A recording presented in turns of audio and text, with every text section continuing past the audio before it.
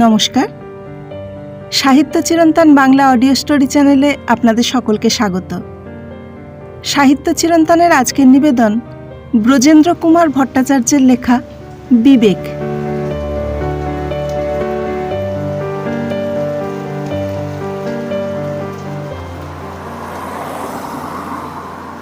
জামা কাপড়ের ব্যবসা বিনোদের। ব্যবসা মানে তেমন দোকান সাজিয়ে জমকালো কিছু নয়। রাস্তার ধারে একটা বারান্দার কোণে 100-2 টাকার সওদা নিয়ে তার ব্যবসা। চাকরি একটা সে জুটিয়েছিল অনেক কাল আগে, তখন এমন ছিল না। সেসব দিন আর আসবে না। হন্যে হয়ে ঘুরে বেড়াচ্ছে লোক পেট ভাতার জন্য। তা সে চাকরিটাও গেল হিড়িকে পড়ে। হিড়িকটা যে কি তা ঠিক ঠাউরও পেল না সে। একদিন একটা নোটিশ ঝুলিয়ে বন্ধ হয়ে গেল কারখানার ফটকটা। দিন 10 বাদে যখন খুলল, 60 লোকের জবাব হয়ে গেছে। বউটার যা 2-1খানা গয়না ছিল তাই বিক্রি করে অনেক ভেবে চিনতে জামা কাপড় ফ্রি করেছিল প্রথমে, তারপর ছেড়ে দিয়ে এই দোকান। কমাস চেষ্টা করে দেখেছে, ফ্রি করার ঝামেলা অনেক, খাটুনি বেশি, লাভ কম। মা ঠাকরুনরা সওদা করতে ওস্তাদ, চট করে দাম বলে বসে অর্ধেক। বাজার থেকে বেশ কিছু সস্তা না পেলে কেনে না, বলে এত দামেই যদি নেব তো দোকান থেকেই নেব। তারও পরে আর একটা বড় কথা হচ্ছে ধার। মা ঠাকরুনদের কাছে পয়সা থাকে না, অথবা থাকলেও দেয় না। ফ্রিওয়ালার কাছে পয়সা ফেলে রাখা যায়। নগদ দামে কিনতে হলে 5-10টা দোকান ঘুরে বাজার থেকে কেনাই ভালো। হাতে পয়সা না থাকলে অথবা সস্তা পেলে তবেই না লোকে ফেরিওয়ালার কাছে কেনে। অনেক কষ্টে জায়গা জুটিয়েছে তারপর, কিন্তু বসতে পেলেই হয় না, বিক্রি বড় কম। আর যত দর কষাকষি এইখানে। রেশন কেনো বাঁধা দর, ঘি নুন তেল চিনি যা দাম চাইবে তাই দেবে। ওষুধ কিনতে যাও তো বাঁধা দরের ওপরেও কিছু দাও। কিন্তু এখানে এসেই যত ছ্যাঁকড়া ছেঁকড়ি। তবু টিকে আছে বিনোদ, এছাড়া অন্য উপায় নেই বলেই। এক ভরসা পুজোর সময়টা আর শীতের মুখোমুখি। যা 2 টাকা আসে তাই ভাঙিয়েই সারা বছরের ধারটা সামাল দিতে হয়। এই তো ভাদ্র মাসের 10 তারিখ। এবার বড্ড দেরি পুজোর, সেই আশ্বিনের 28-এ। এই 2 মাস আর কাটতে চায় না। বড় জোর 4টে গেঞ্জি, 2খানা গামছা, একটা ওয়াড়, ব্যাস এই হলো বিক্রি। পয়সাই বা থাকে তাতে? 4 আনা 8 আনা, না হয় বড় জোর 12 আনা। কিন্তু আজ বোধ হয় হতভাগা বৃষ্টির জন্য তাও হলো না। ছাট বাঁচাতে অয়েল ক্লথটা চাপা দিয়েও কোলের কাছে একটু খুলে রাখতে হয়েছে, যাতে লোকে বুঝতে পারে জামা কাপড় পাওয়া যায় এখানে। শাড়ি কখানা আর 2-1টা ফ্রক ব্লাউজ কোলাপসেবল গেটটার গায়ে দড়ি দিয়ে ঝোলানো আছে, ওগুলো ভিজবে না। 1 পয়সার বিক্রি হয়নি আজ সারা দিনে। বৃষ্টি বাদলার দিনে আবার খদ্দের ডাকতেও লজ্জা করে। কেমন কটমট করে তাকায় কেউ কেউ, ও যেন ভিক্ষে চেয়েছে। শুধু পথচারী লোকের মুখের দিকে তাকিয়ে তাকিয়ে বিনোদ বোঝার চেষ্টা করে ওদের মধ্যে কারো কাপড় জামার দরকার আছে কিনা। অফিসের ভিড় শেষ হয়ে এলো। আজ কি আর কেউ বেরুবে বাড়ি ছেড়ে? 7টা নাগাদ ধরে প্রাণ পেল বিনোদ। ছেঁড়া ছাতা হাতে এক প্রৌঢ় ভদ্রলোক ভিজতে ভিজতে এসে দাঁড়ালেন বিনোদের সামনে। কোলের কাজটা আরেকটু খুলে ফেলল বিনোদ। এই লোকটা নিশ্চয়ই জরুরি কোনো দরকারে কাপড় কিনতেই বেরিয়েছেন। ভদ্রলোক ছাতাটা বন্ধ করে উঁচার খুঁট দিয়ে মাথা আর জামাটা মুছে ফেললেন। কাদা জল ছিটকে বিনোদের পসারেও একটু আধটু পড়ল, কিন্তু সে কোনো আপত্তি করতে পারল না। খদ্দের লক্ষ্মী, চটানো ঠিক নয়। ভদ্রলোক এবার পকেট থেকে বিড়ি বের করলেন। না, এই দেশলাইটা ভিজে গিয়েছে। দূর তোর। ওহে, এই দেশলাই আছে তোমার কাছে? দেশলাই দাও তো একটু। বিনোদ কৃতার্থ হয়ে দেশলাইটা এগিয়ে দিল। আগে হ্যাঁ, এই যে আসুন। বিড়িটা ধরিয়ে ভদ্রলোক একটা টান দিয়ে বললেন, কি বৃষ্টি দেখেছো? এই যত শালা বৃষ্টি কলকাতা শহরে। যা না, পাড়া গিয়ে যা না, কাজ হবে। সায় দিয়ে বিনোদ বলল, হ্যাঁ দেখুন না, এই সারাদিন এক পয়সা বিক্রি নেই। ভদ্রলোক একবার চোখ বুলিয়ে বললেন, তা কি কি আছে হে তোমার কাছে? এই মুহূর্তটির অপেক্ষা করছিল বিনোদ। চট করে খুলে ফেলল অয়েল ক্লথটা। হ্যাঁ, এই যে দেখুন না, শান্তিপুরি, ধনেখালি, টাঙ্গাইল, ঢাকাই বুটিদার, দিশি তাঁতের। কি চাই আপনার বলুন? ব্লাউজ, সায়া, ফ্রক, প্যান্ট, শার্ট। একটা একটা করে তুলে দেখালো বিনোদ। ভদ্রলোক ঘাড় নাড়েন। ধুতি নেই? ধুতি? হ্যাঁ আগে হ্যাঁ, আছে বই কি। দুখানা তাঁতের ধুতি বার করে ফেলল বিনোদ। এ কি হবে, 8 পৌরে মিলের ধুতি চাই। আমাদের কি আর তাঁত পরার বয়স আছে না পয়সা আছে? তারপর হঠাৎ চটে গেলেন ভদ্রলোক। তুমি তো বেশ রসিক দেখছি, চাইলাম মিলের। বিনোদ অপরাধ করে ফেলেছে, বলে, আগে মিলের ধুতি শাড়ি তো কন্ট্রোল ছাড়া পাবেন না। তা সেটার নতুন কথা কি শোনালে বাপু?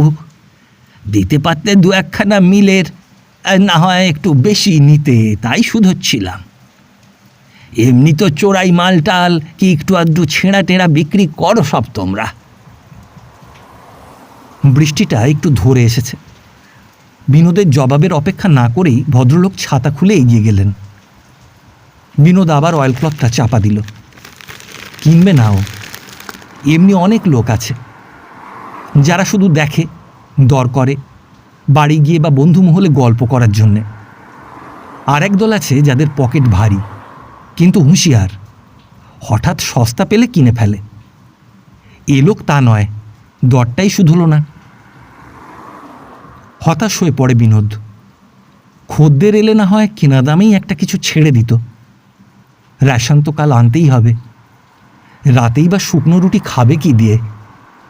অন্তত পেঁয়াজ তো দুটো চাই। হাত যে একেবারে খালি।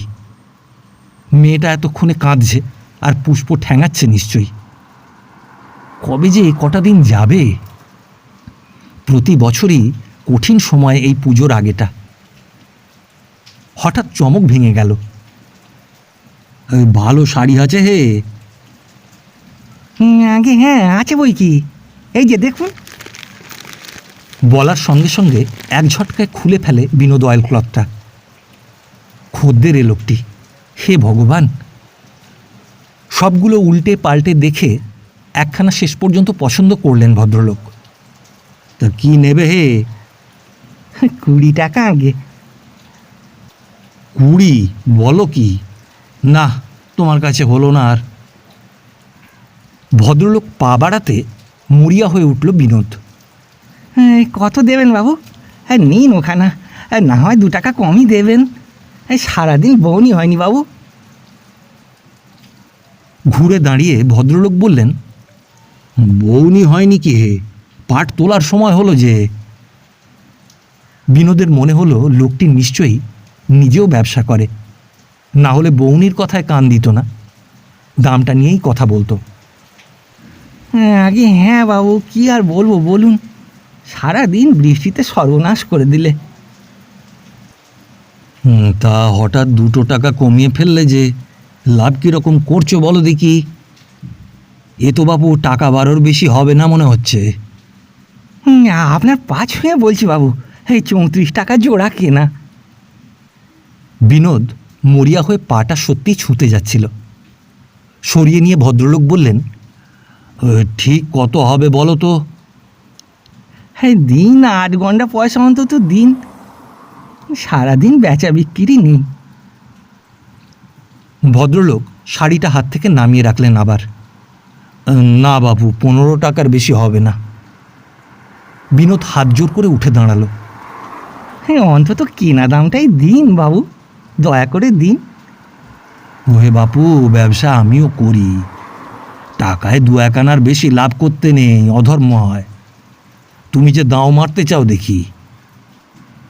আগে তাহলে বাবু অনেক টাকা বিক্রি আপনার, অনেক 100 টাকা আসে।